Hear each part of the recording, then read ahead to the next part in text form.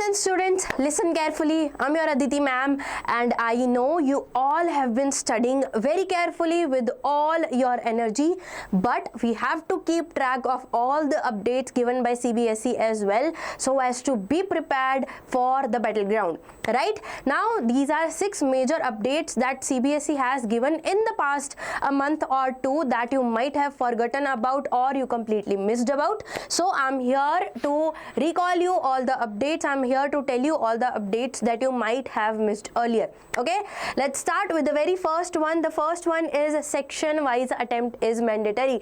We know that the pattern of the exam has been changed. Now in science you will get 3 sections, right? Section A, section B, and then section C. It will be of biology, and then this will be of chemistry, and then section C will be of physics. Now it is very important that you attempt the answers section wise. If you mix the sections, let's say you have started with section A and you are writing all your answers and questions, and you switch to section B without completing section A, that will be a huge problem. Your examiner, the examiner who will be checking your copies, has the full authority, has the full power to cut your marks even if your answer is correct. Okay, if the answer is correct but it is written in the chemistry section but it is of bio, they can cut your marks. And same with SST, where A, B, C, D, 4 sections will be there: history, geography, civics and economics, and you will have to attempt all the paper section wise. Done. Moving on to next, we have board examination 2 will not be free of cost. I talked to so many students and they're like, ma'am, it's fine, I have so much time, I can give the second board exam as well. Beta, listen very carefully. I know all of us don't come from very rich families. We are all middle class people, and I know how much it will hurt you to ask your parents to give you money to attempt your examination again. And this is not just anything that if you didn't do it right, I just have the second chance. It is not the second chance. It will cost you. The second board exam will cost you. CBSE, however, has not released how much fee you will have to pay for each examination, but it will not be free. And I don't want you to go to your parents and ask for money to give the examination again, right? I know you don't want that as well. Correct? So take this, that Feb is the final examination. Don't look at the May examination. You still have lots of days left. If you study, I have made lots of videos on how to study in Feb. Go watch those if you want a full planner, but do not rely on May board exams. Okay?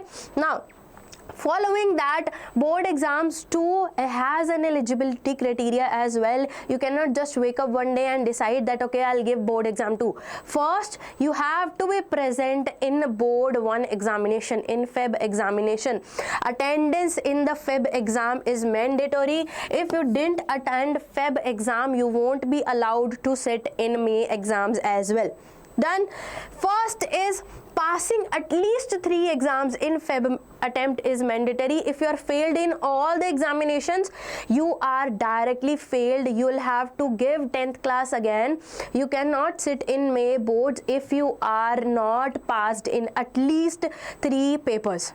Okay, so this is very carefully, look at this very carefully. This is very important. Do not rely on May board exams.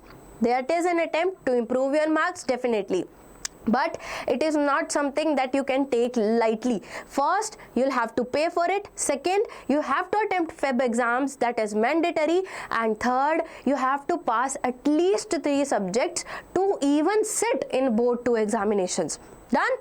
Okay. Fourth update was your attendance criteria. We all know that 75% attendance was necessary and it will be informed to you and your parents as well. But there was this criteria where 25% they'll agree if you are not well, and provided that you are given proper medical certificates, proper certificates that proves that you were not well for a long time. Second, you must have gone out for national or international events, sports events. then only they can understand, they can take that into account that okay, your attendance is 75%, but will let you sit in the examination. But you have to provide proper certificates, proper affidavits that yes, you were participating, that yes, you were ill. That too you have to do that before 7th Feb, because 7th Feb is the final date when CBSE will give you a clean chit that okay, you can go, after your school gives them the certificates and affidavits that this is the main reason that my kid was not present. Okay, done. Fifth update is about mental health counselor. I have told you about this before, but earlier they gave you a toll-free number where you could call and vent about all the pressure you are going through for your examinations. But now CBSE has made mandatory for every school to get a mental health counselor. They have to now, they can either call you to the school to talk to a mental health professional. You might think that you don't need it, but just try it once. It's good for your health, for your mental health. And if you do think that you need it and your school is not providing, go ask them to provide you a mental health professional whom you can talk to. Okay, they have made it compulsory. It's available till 6th June. Okay, till 6th June you can access this facility of mental health counseling. They will not only listen to you about the pressure, they will also guide you about your future career as well.